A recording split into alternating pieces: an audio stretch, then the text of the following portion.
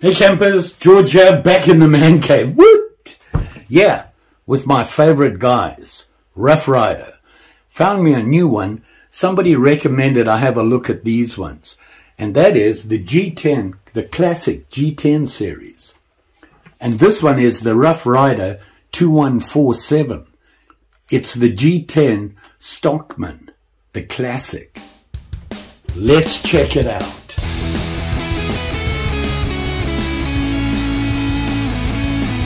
So as usual, the nice box from Rough Ryder. This is one of the big ones, and this one has a lot of stuff on it. Always high quality handmade pocket knives, classic G10. So all very exciting. There it is here. See that? Pretty cool. I love these colors. Very outdoorsy colors, you know, the brown and the green. And I've got to tell you that the handles are growing on me. You know, it's always nice to see the other ones, their normal traditional handles where they are all pretty and fancied up and they have all sorts of nice pretty things on them. They have the shield and everything. But then you look at this guy, and this guy looks like a workhorse. It looks like a working knife. The other ones, not so much. So let's have a closer look at it.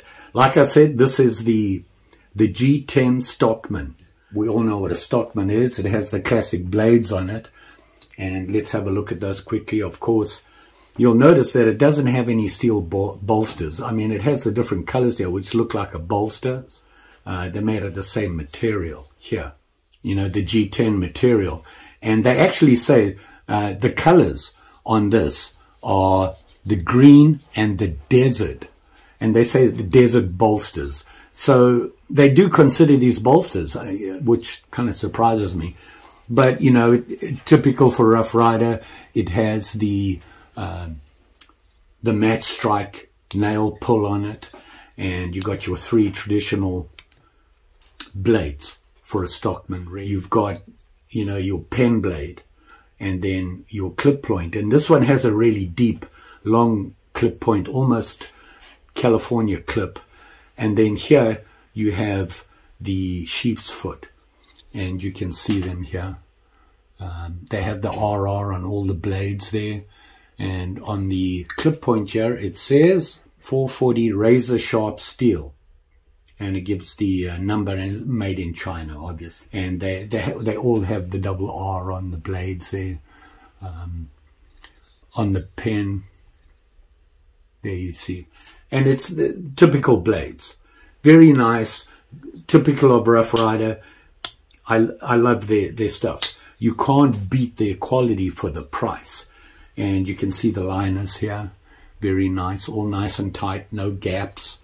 And the blades, let's have a look, see.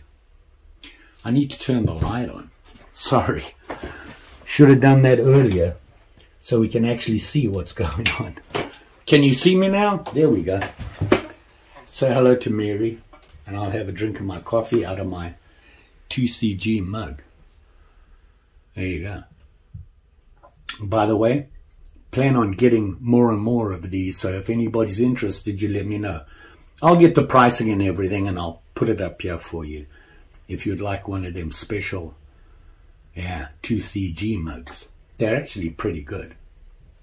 And of course we have the tumbler, this guy here, which is even better. Hot and cold, works great. Back to the knife. Done my little sales pitch there. Well, it's not really a sales pitch. If you want one, let me know. I'll tell you how much it's going to cost. They're not that expensive. And if you're looking for a nice mug, you got one. So back to the knife here, and you saw the blades and everything. The liners are really nice, brass liners. As with all Rough Ryders, they have, you know, the 440A stainless steel, and they have the match strike pulls and the half stop. And I didn't show you that, but you can see there they stop and then go. Mary, what are you doing? This week, Mary has been a terrorist. Yeah, she's been out of sorts. When I say out of sorts, I mean she's just been a little bit more painful than usual. You know, she wants a lot of attention. I think she's getting used to me being here more. So more about that coming up. So there it is there, and you can see it. Very nice. I got to fix this light. Mary was beating it up the other day. Again. So we can see it. There you can see it better. Sorry. Wasn't paying attention. Nice. I like this. I like this, and I like the G10. It feels nice. It's got a really good grip to it. It feels grippy, if you know what I'm saying. It's not that smooth, slimy, not slimy, but that smooth covering that they have on the other knives, the more traditional collectible pocket knives. This is more, I think, working class.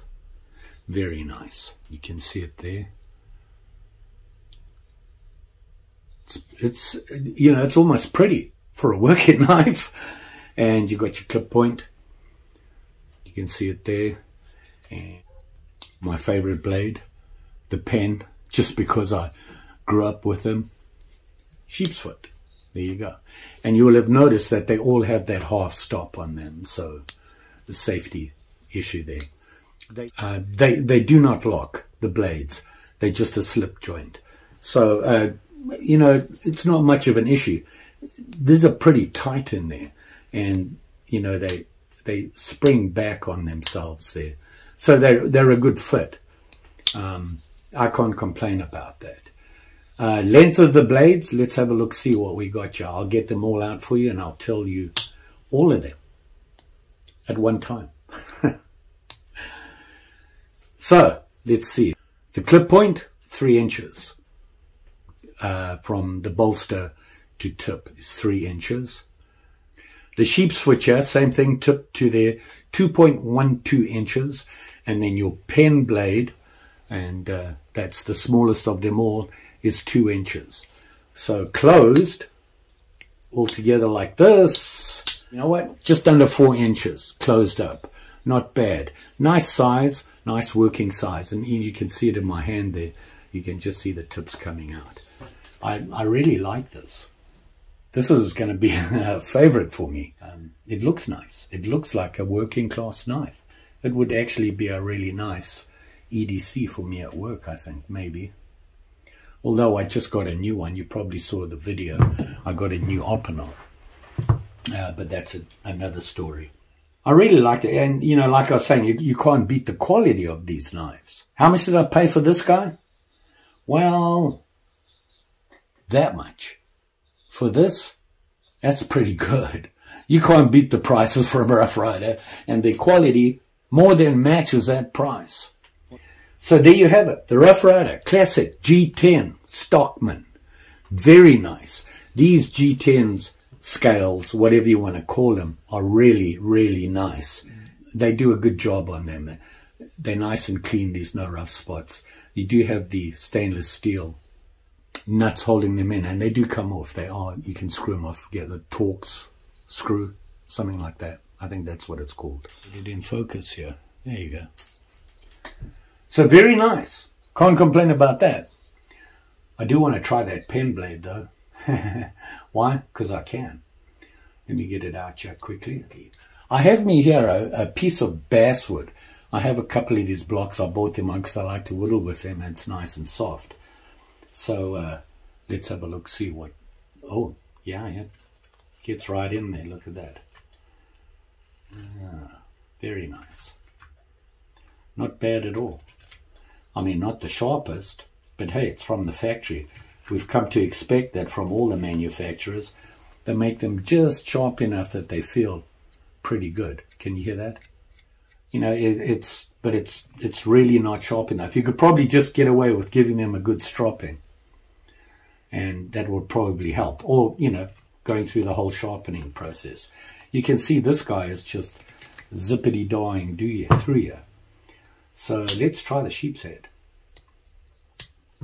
I'll get up close so you can have a look, see here. See that? They get in there. And by the way, you should always slice. Don't just push the blade in. It's always a good thing to slice it. It gives you a better curly-whirly. So, sheep's foot. Interesting if you look at the sheep's foot there.